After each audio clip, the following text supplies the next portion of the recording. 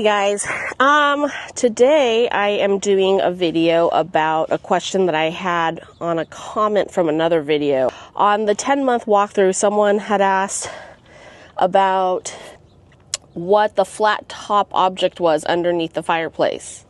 So this is another view of it. This is our EcoFlow Delta 2 Max.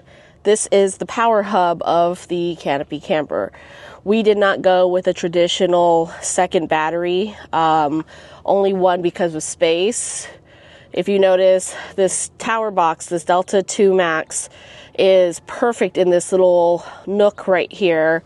So we didn't have to buy a battery and do switchboards, BCDCs, inverters, so on. Or why we chose this accessory to power it up. So the Delta 2 Max here, it is being charged with our Explore Flex Plus 115 watt panels on top. So I have two of them, that's 230 watts up top. The nice part about these boxes, they're Bluetooth, so I could Bluetooth it into my phone and know what my battery is at if I was stuck somewhere. And I needed to just check on the battery to make sure, one, is it pulling, is my fridge running, so on. Okay, so why did we go with an EcoFlow Delta 2 Max?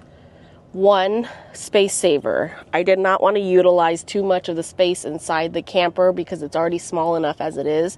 I'm in a 5-foot bed, so it's already small enough as it is, so the smaller the footprint, the better, so we can utilize the rest of the space for storage. So that's the number one reason. It has your USBs, USB fast charger, USB-Cs, so you have all your standard charging units in the front, which is great.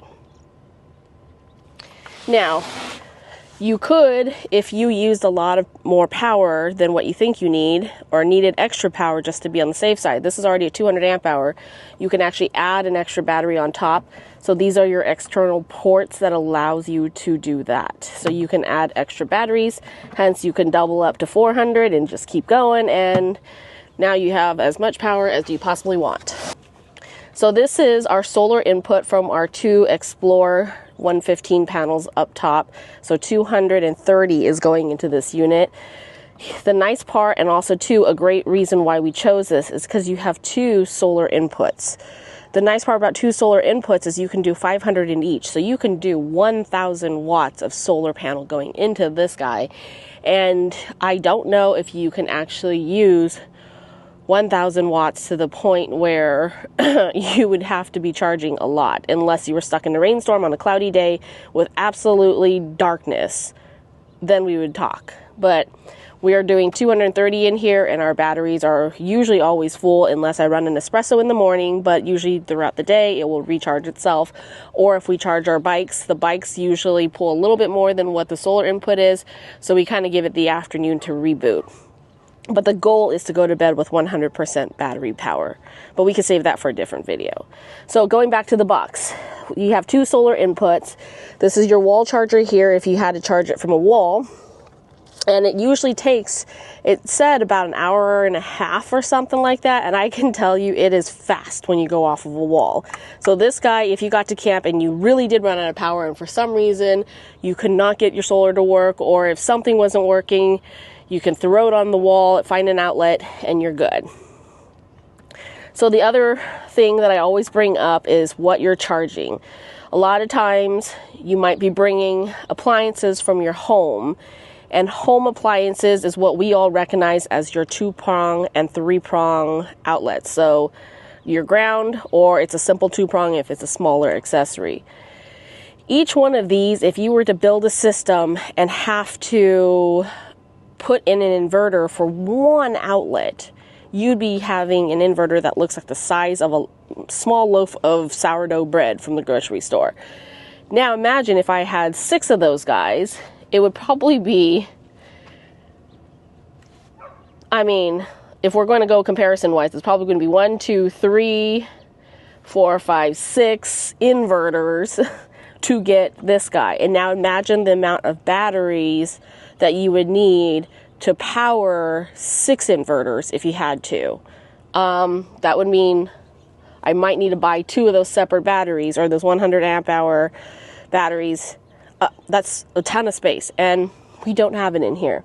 So the biggest thing is I want to use my house appliances. I have a air fryer, rice cooker, an espresso machine. We charge our bikes, Starlink. That's already 5 right there. And 6 could be, I don't know, some lights that I'm plugging in at camp, or another accessory of some sort. And I can't in my head right now think of any. So yeah, that's a lot of power that you bring for your home that you could still charge, and this guy will handle it. So you got the on off, and if you're not using it, turn it off, because then it doesn't draw power. Cool. So we utilize our DC power for this harness. This harness actually goes back into the brain of the vehicle itself. This is where the power gets fused and sent out to all the other accessories in our switch panel. So that's how the power goes to the camper, but I can save that for a different video. This one is why we chose the Delta 2 Max. Size was number 1, and being able to have the inverter power for household appliances was number 2. And it fits right here in its corner. I could put stuff on top of it if I had to. I can add an extra battery on top of it if I had to. But overall, all in all, that is why we utilize this guy. And if you have any questions on power for your camper, or why we did what we did, and maybe some more questions about it in general, feel free to ask, and I will be glad to assist. And don't forget your damp rid. Not sponsored by them, but I 100% think if you have a camper, you need it, because you can see in there's liquid. It's been really humid here, and our camper is drier than dry. We never have to worry about mold and moisture because this guy takes care of everything. So damp rid, here's your plug. Enjoy. Thanks guys. See you on the next one.